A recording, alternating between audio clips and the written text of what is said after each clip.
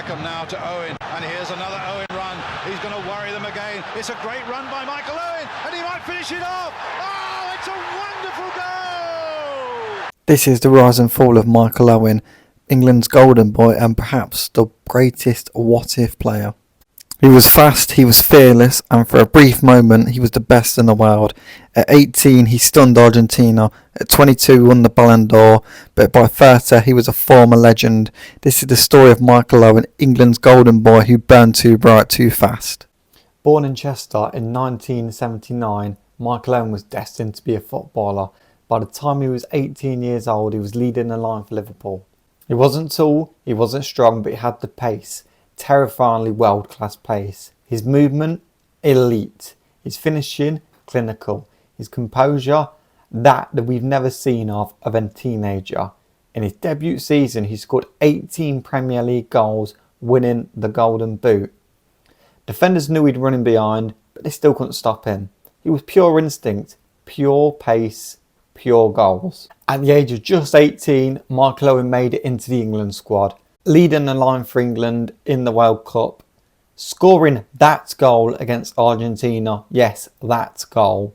Michael Owen was unplayable. The England national team thought they had a superstar on their hands, and they did.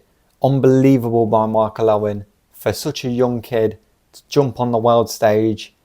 After that World Cup, his talents rose, his stature rose, and he became a global superstar.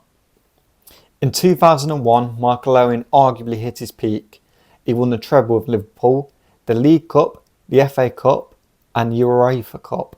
In the FA Cup final, Michael Owen scored 2 goals in 10 minutes to beat Arsenal, winning Liverpool the FA Cup. This was also the year he won the Ballon d'Or at just 21 years old. Only the 4th Englishman to ever win it. But this unfortunate form wasn't going to last for Michael Owen. The speed that made him unstoppable also made him vulnerable. Owen built his acceleration and explosive one, but his body couldn't handle it. Injury after injury, hamstrings, fines, groins, knees, you name it, Michael Owen had it.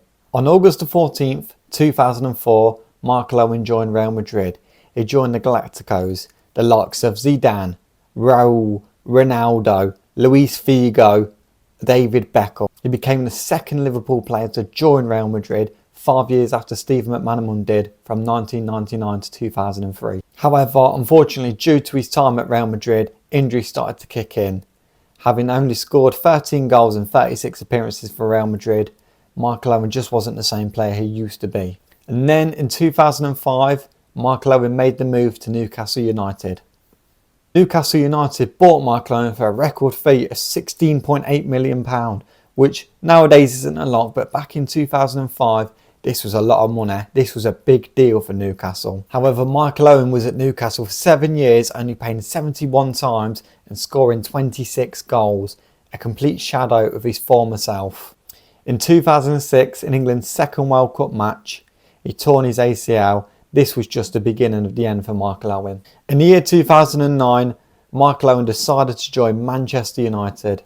This arguably turned a lot of Liverpool fans against Man United because Manchester United and Liverpool are such a big rivalry.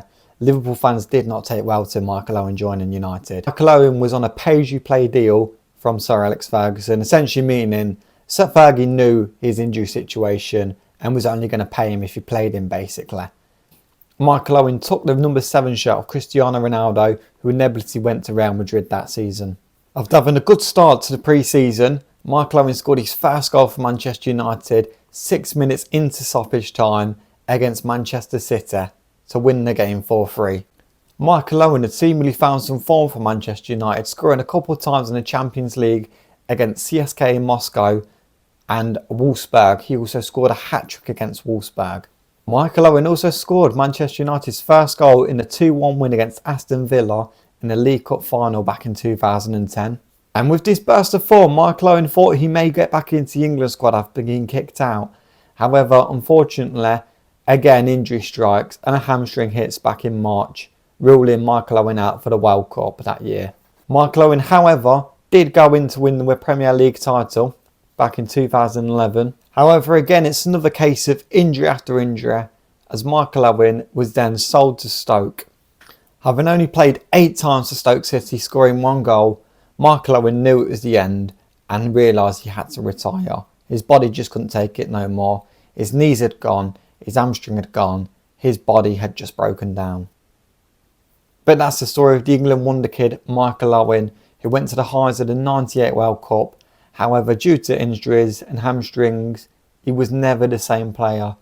But surprisingly, with Michael Owen, he isn't really liked by a lot of fans. Comment your thoughts in the comment section. What you think to Michael Owen. Do you like him? Do you not like him? What do you think about his career? And as always guys, like and subscribe. Peace!